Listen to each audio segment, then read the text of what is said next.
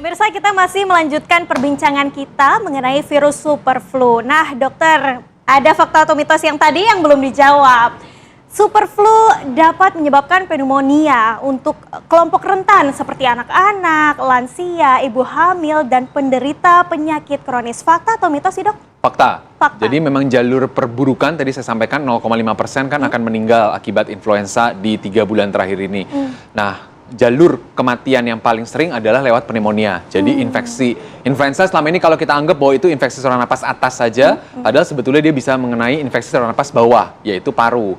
Dan kalau sudah paru, maka pada kelompok besar tersebut dia akan menjadi gagal napas, harus masuk ICU, masuk ventilator, yang kemudian kalau tidak tertangani bisa berakhir fatal meninggal. Jadi jalurnya demikian. Oke, selain pneumonia, adakah gejala-gejala lain yang dapat menyerang organ lain? Ya, jadi gambarannya bisa banyak organ lain, tapi kegangguan di organ lain itu biasa bersama dengan pneumonia. Jadi adanya pneumonia ditambah gangguan organ lain. Contohnya? Nah, gangguan organ lain bisa gangguan kesadaran, kemudian kalau dia pneumonianya jadi berat, dia bisa bikin gangguan ginjal juga, urinnya jadi keluar, sulit keluar gitu ya. Jadi utamanya memang lewat jalur paru, tapi selain paru ada organ lain juga bisa terdampak. Yaitu tadi kesadaran, kemudian lain juga gangguan ginjal. Nah, apakah ada gejala seperti mual, muntah, seperti itu, dok? Ya, gejala itu gejala penyerta yang terjadi di minggu pertama.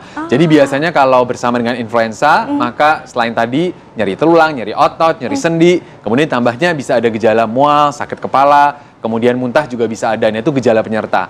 Nah, yang saya sering harus luruskan adalah bahwa ini bukan batuk pilek biasa yang disebabkan oleh rhinovirus. Kalau batuk pilek biasa itu kita sering sebutnya flu. Nah, flu sebenarnya itu sebabnya bukan influenza tapi rhinovirus. Nah, influenza itu lebih tidak nyaman dari flu yang biasa, batuk pilek biasa. Nah, itu keluhannya biasanya ada nyeri sendi, nyeri tulang, sakit kepala yang hebat. Nah, itu gambaran-gambaran infeksi akibat influenza. Oke, nah dok, ini ada fakta atau mitos lagi. Penyembuhan penyakit super flu lebih lama dibanding penyakit COVID-19. Fakta atau mitos, dok? Fakta. Jadi tadi ya, saya simpulkan kata-kata supernya itu terjadi karena satu, derajat nyerinya, derajat keluhannya lebih berat.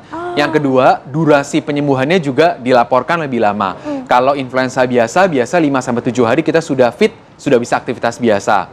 Tapi kalau super flu ini dalam 3 bulan terakhir dilaporkan durasi penyakitnya itu 7-14 hari. Jadi memang hampir 2 kali lipat lebih lama.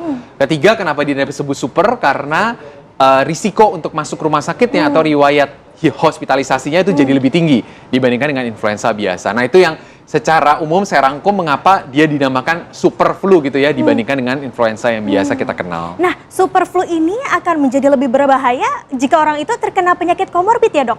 Betul. Jadi itu biasanya penyakit komorbid apa aja tuh? Ya, jadi satu komorbid, sebelum bicara komorbid, usia dulu. Jadi usia yang kekebalan tubuhnya memang maturitasnya belum matur sempurna atau justru sudah mengalami penurunan akibat usia. Jadi usia ekstrim biasa anak-anak di bawah 5 tahun atau justru usia lansia. Nah, itu tanpa komorbid pun usia itu sudah jadi faktor risiko untuk buruk. Yang kedua, komorbid, sakit jantung, kemudian sakit ginjal, kemudian stroke, kemudian sakit paru sebelumnya, jadi pasien-pasien yang PPOK atau asma, nah itu populasi-populasi yang karena penyakitnya bisa menjadi lebih berat. Atau yang ketiga, bukan karena penyakitnya saja, tapi karena obat-obatan dikonsumsi. Jadi pasien kemoterapi, atau pasien autoimun dengan imunosupresan, obat-obat yang menurunkan kekebalan tubuh, nah itu bisa menjadi kelompok berat. Jadi kelompok komorbid, tadi saya bagi 3 kelompok tadi ya, karena usia, karena penyakit dasarnya, atau yang ketiga karena ada konsumsi obat-obat yang membuat kekebalan tubuh menurun. Nah, pada kelompok tersebut memang risiko untuk menjadi lebih berat, berakhir komplikasi, bahkan kematian itu menjadi lebih tinggi.